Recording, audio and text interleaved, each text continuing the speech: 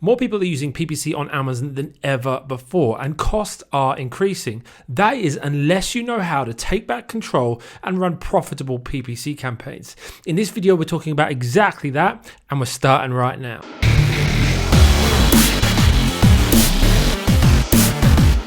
Welcome to the channel, everyone. If you are interested in building a profitable business and you're not yet subscribed, I'd encourage you to do so because that's exactly what this channel aims to help you do.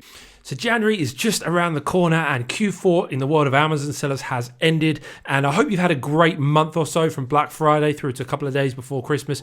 I hope it's been a great time for you and you've made some money, you've sold some products and had a great time doing it. But regardless of how good or otherwise your Q4 might have been, January is coming and January brings a few shifts in your business. And one of the shifts that can come is in the profitability of our advertising, in our pay-per-click advertising on Amazon.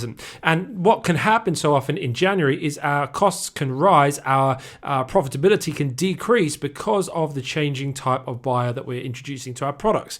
You see in Christmas, in Q4, you have motivated buyers, you have people that have time deadlines to get Christmas presents. And so what you tend to find is that conversion rates increase and your PPC profitability will actually increase as well as your costs come down. The one metric that does really tend to get impacted by this change is what we call ACOS, or advertising cost of sale. And advertising cost of sale really is a percentage of how much you have spent on advertising in order to attract a sale. For instance, if you've made £100 worth of sales and you spent £20 on advertising, your ACOS is going to be 20% because 20% of the amount you've brought in, you've spent on advertising. And now make sure you stick around to the end of the video because I'm going to talk about a metric that's actually, I believe, even more important than ACOS or ACOS. And we'll talk about that at the end. But in this video, I really want to cover for you how to lower your ACOS in 2020 because you might be living the dream right now. I've got 20% ACOS. I've sold loads of products, man. I'm a PPC ninja, and you might think you've got it going really good. But when January comes around the corner, people tend to be a lot more fussy with their buys, and it can drive your ACOS up. So I want to help you be proactive instead of reactive, and really learn how to optimize and decrease that ACOS going into 2020. I've spent multiple six figures on the PPC platform on Amazon, tested a whole bunch of this stuff, and I've begun the journey of knowing what works. And I want to try and help you on that journey too. So let's take a look at some thoughts around how you can do that right now. So how to lower your ACOS in 2020 is a really important topic if you're going to be selling private label products and you're going to be selling them profitably. There's two things we want to look at. And firstly, that's the macro. And secondly, that's the micro. We want to take a wide look at things and how you are thinking about and structuring your PPC campaigns. And then in the second half, we're going to take a little bit more of a micro look, some tactics that you can really employ on the ground that should bring some instant changes for you. All right, so firstly, we're going to look at macro. And the first thing I want you to do in 2020 with your PPC is set healthy expectations. I get people coming to me all the time saying, I just launched my product and my ACOS is 50%. It's not profitable and I'm freaking out. And I'm like, well, 50% for a launched product on ACOS without any reviews, that's actually like really, really good and dream scenario. Actually to be able to run ACOS profitably on a brand new product with no reviews is a very unrealistic expectation. And actually you should have the expectation that initially it's going to be a bit of an investment. And when you're setting your expectations and thinking about how to build a brand, you need to consider leading brands. For instance, a company like Apple, they launched the iPhone 11. They don't just put it in their store and maybe throw it up on Amazon and a few other places. They market the heck out of the new iPhone. They spend millions of dollars every single year on advertising the new products that they're releasing. And now I know they're a big brand and they got a massive marketing department, massive marketing budget. And now, we can sit back and say, well, it's all right for Apple, but we just do need to be aware that we need to have the right sense of expectation. And if you're trying to build a business without putting any investment into it, then you're going to struggle. If you're going to try and build a physical product business without treating it like an investment, then you are going to struggle. And so if you're launching a product in 2020 and you are getting an ACOS of 100%, 150% when you launch a product, can you firstly, please don't freak out and just understand that there are going to be some weeks and some months where you're going to be spending more on PPC than you'd like to be. But remember, healthy expectations. This is a new product. I'm launching it into a new marketplace with some marketing budget. It's going to take some time and I need to understand that. firstly, have some healthy expectations. Second thing I want you to consider is to understand your cost per click math. See, too many people don't understand this. They think I'm just going to throw £10 a day at PPC and I'm going to set the bid that Amazon tells me to set and hopefully everything works out for good. But actually, as an astute business person, you need to understand your numbers and plan accordingly. For instance, let's take a look at a little bit of a case study, a bit of an example to try and help you understand this and what I mean by understanding your cost per click maths. Let's say you're selling a product at £20 and your profit on that product is £6. You've got around about a 30% profit margin, which is, nothing amazing, but nothing terrible. It's kind of in the middle of where you should be aiming. And your conversion rate on that product is around 10%. Again, nothing, you're not setting the world on fire there, but it's not terrible either. It's kind of a run-of-the-mill, good conversion rate, 10%, which means for every 10 clicks, you need to get 10 clicks in order to get one sale, 10%, okay? So for every 10 or every 100 clicks, you're gonna get 10 sales, okay? So what you then need to understand is that I need to get 10 clicks to get one sale. If my product has a standard conversion rate of 10%, I know that I need to attract 10 people to my listing in order to get that one sale. And that means that my max cost per click needs to be my profit margin divided by how many clicks I can allow to be able to get that sale. Okay, so £6 profit margin, that's the amount I can spend on PPC and keep it profitable and not be costing me money, because that's our profit margin, right? And divide that by the amount of clicks I need, I know that I can spend up to 60p per click. And when you understand those maths, you can immediately make some decisions on your PPC campaigns from a kind of a macro top level view. What kind of things do I need to be targeting? Do I need to be targeting the high volume keywords? So I've been talking in my videos recently about these air diffusers. And if that keyword, let's say air diffusers, which is quite short and high volume, therefore probably very expensive. I haven't looked at it, but I assume it is. It may be, Amazon may suggest bids of £1.50, £2 for that keyword because there's a lot of people targeting it. It's the law of supply and demand. The more people that want to bid for that, the higher it's going to push that price, right? So let's say that is £1.50, £2. I know immediately, if these are my numbers, that I can't afford to compete at this level yet. I need to improve my conversion rate, improve my price, improve my profit margin in order to be able to compete with that keyword. Therefore, I'm going to find some keywords that are related to this product and will still convert for this product, but that aren't going to cost me as much. For instance, 300 milliliter essential oils air diffuser, that kind of thing. And we'll talk about a little bit more around that theory in a moment when we look at the micro level. But understanding your maths helps you to, from the beginning, from the outset, at a macro level, understand exactly how you can frame your PPC campaigns. You might get to the point where you say, actually, there are no keywords in this market that are affordable for me to bid on, meaning that PPC is not going to be something that you can have a mindset of being profitable with. You might need to treat it like a ranking exercise, or you might need to look at other marketing avenues altogether, or even not continuing with that product if the numbers don't work. But it's really important that you don't just throw money at PPC and hope that it works out, but understand these kind of numbers and know what you can afford to bid. Amazon might suggest to you that you need to bid £1, £1.50, £2, but if you know that your max cost per click is going to be 60p, you don't want to be bidding £2. You could probably get away with bidding £1 and accept the fact that you might lose a bit of money to begin with, but it's a ranking exercise. You're investing money, and you can make all those decisions. There's a million different permutations. You might say, I'm still going to bid £2, and I don't mind if I get 200% ACOS, because I know once I'm ranked, then I've got the organic ranking and the sales can come from that. And like I say, there's a million different permutations of that and ways you might want to go from it, but the core issue is understanding your cost per click, the maths behind it, and therefore what you need to improve. Because if you can increase your sale price, it increases your profit margin, which means that maybe you can attract 11 or 12 clicks for that same amount of money. And once you understand those numbers, then it begins to give you a roadmap of how you can improve your situation. All right, so that's the macro level. And then after macro, of course, comes micro. And there's three things within micro that I want to talk to you about: how to lower your ACOS in 2020. And the first one, of course, is to decrease your bids. You should decrease unprofitable bids below your cost per click amount if you want to see a change in your ACOS. So what that means is, say for instance, you're bidding on air diffusers right now and you are paying, you're bidding £1.50. Your cost per click is on average £1 because your cost per click will usually be lower than your highest bid because you won't always pay your highest bid. And so your cost per click is £1. And at that level, at the moment, your ACOS is 50, 60% and you're aiming for 30%. What you need to do is you need to bring your maximum bid below that cost per click, because at £1, which is your cost per click, that's not profitable for you. And if you want to make it profitable, or if you want to lower your ACOS, the way to do that is to actually bid less. So you're spending less on each click. You may get less clicks, you most likely will. You will get less impressions because you're not going to win as many bids. But just because you're not setting your bid at exactly what Amazon tells you does not mean that you won't always get impressions. Sometimes it will mean that keyword won't get any more impressions for you. And this is where it is a testing game. There's not an overnight solution to this.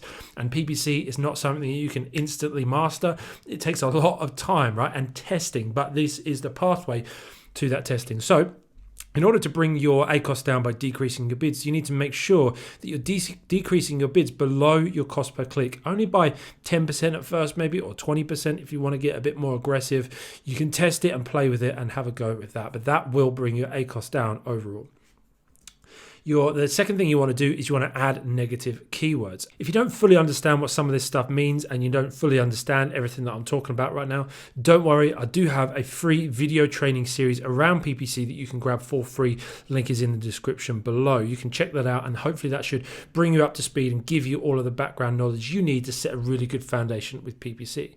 In order to add your irrelevant terms, you can go through your search term report, which you can find in the report section of your Seller Central account, and you can go through the search terms that the customer has searched before clicking on your ad, specifically in the automatic campaign, because this is the campaign where Amazon will decide who it gets shown to, and then they will actually sometimes show it on irrelevant search terms. As the algorithm is sort of learning about your product and learning who to show it to, sometimes it gets it wrong, and you might be spending money on, for air diffusers, it might be showing for when people search for maybe a dehumidifier, which is a different product, and you might think, well, that's not relevant. If people are looking for a dehumidifier, they're not going to be looking for this, and they might click on it but not really looking for it, so I'm going to get rid of that. So you can use that to get rid of things that are irrelevant. Obviously, if it's completely irrelevant, make sure you absolutely get rid of it. Like if someone types in socks and clicks on your ad for that, somehow you want to get rid of that straight away. Make sure you're not wasting any ad spend, because wasted ad spend is going to drive your ACOS up, whereas obviously we want to bring it down. And then you're going to want to add your non-converting and your low click-through rate terms as negative keywords in your other campaigns. It does depend on how you set your campaigns up. I do talk about that in the video training series, so it does depend how you do things. But all I would say on that is that you don't want to be too aggressive with putting negative keywords in for those terms that are relevant to your product, especially when launching your product without any reviews. I see people all the time, they add keywords that are going to be really great performing keywords for them, that's going to generate a lot of money in the future, and they add them as negative keywords when they've had 2 or 3 clicks and haven't had a sale, despite the fact that they don't have any reviews on their product, their price maybe isn't optimized, their listing isn't optimized, and they miss out on all that future revenue because they've been overzealous with their negative keywords. And remember the maths. This is why I talked about it before at a macro level. Remember your cost per click maths. Remember your conversion rate. If the average product is converting at 10%, which is, like I say, generally run-of-the-mill, pretty average.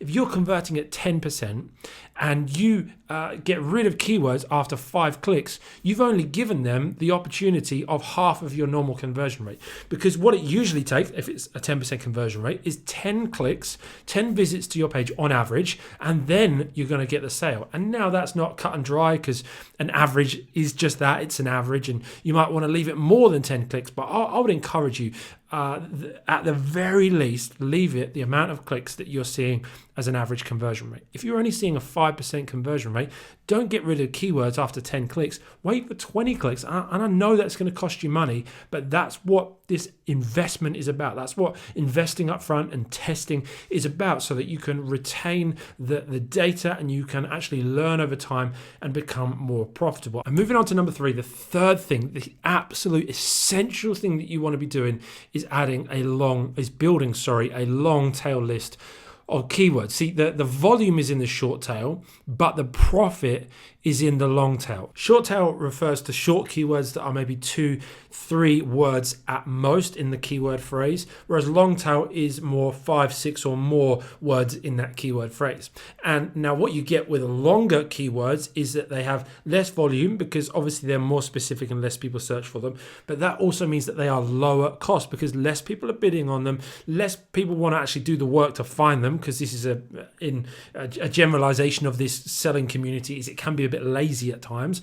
And so, people aren't going to want to go and search for them and find them and do the work that it takes, because believe me, building a long tail list is not an easy piece of work. It takes time, it takes commitment.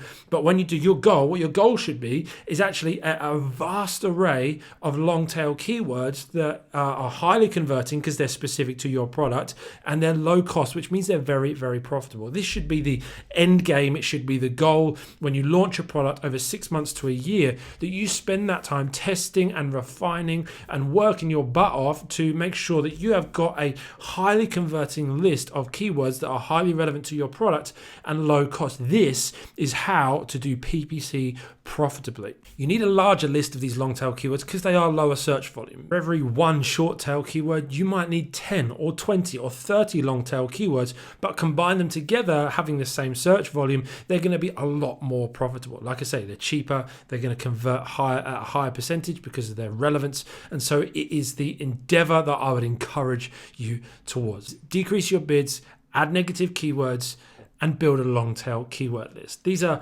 3 of the main things. There's a whole bunch more, but like I say, there is a free video training series that you can get access to. The link is in the description below. That will teach you all about the 4 pillars of PPC success, which the long tail keywords sort of comes into one of those. And a whole bunch of other things. It's some of the best training I've done, about 2 hours long for free. You can check it out in the description below. I said I had a metric for you that I wanted to talk to you about at the end of the video that is even more important than ACOS, and that is TCOS, TCOS. ACOS is advertising cost of sale, right? It's the amount of money you spend on advertising per cost of sale that is linked to the advertising. But TCOS is a metric that not many people are using, and it's something that I encourage my students all the time to look at their TCOS, not just their ACOS. TCOS differs from ACOS in that it applies to all of your sales, both organic and driven from sales. For instance, you've made £100 of PPC sales for a £20 spend. That's a 20% ACOS. But if you've made £200 in total sales, including your organic sales, but you've only spent £20, then it's a 10% TCOS. And the reason this number is important because it helps you understand the impact that your PPC efforts are having on your overall business. For instance, when you launch your product, nobody's really going to see your product until you do a launch campaign. Whether you do Facebook ads or a PPC launch, whatever you do, it's going to take some investment to generate some momentum there. And so what's going to happen at the start, more than likely, is that you are just going to be getting sales from that advertising. Let's say you just stick to PPC. If you get 10 sales in a day, more often than not, those 10 sales are going to come entirely from your PPC. But in a month's time, you might make 20 sales in a day, and only 10 of those are coming from PPC because of your PPC efforts have caused your product to get organic ranking, now more visibility on Amazon. So people come and they search and they find your product without clicking on an ad, and they buy your product, which obviously is a lot more profitable for you. And so if after a month you're getting half of your sales organically, that's probably a bit optimistic, but just to give you an example, then you know that to keep improving that, you want to be getting 3/4 of your sales organically. And by looking at TCOS, which is calculated by knowing how much you spent on PPC across that product, and then the entire sales that you got from that product, and dividing those. But by getting that number and looking at that on a weekly, monthly basis, you can really see the trajectory of how your business is growing and the impact of your PPC on your overall business. So that's why for me, TCOS is equally more important, in fact, than ACOS. And I would encourage you to calculate it, track it, look at it, and really aim to improve it. If you have any comments about what we've talked about today, make sure you do leave them in the comments below. I would love to converse with you and get back to you. Any questions you have, any struggles you're having with PPC, would love to help you on that journey. And if you've learned something today, I'd love it if you hit the thumbs up button. Just it helps other people people find it, and hopefully it can help them too. And I would really, really appreciate that. If you do want some more help, some more in-depth help with running PPC, as I mentioned, I've got the free video training series that you can check out. The link is in the description, or it's around me here on the page too. And if you want to see more content like this, make sure you're subscribed with those notifications on, because I've got a whole load more coming your way in 2020. All right, I will see you on the next one real soon.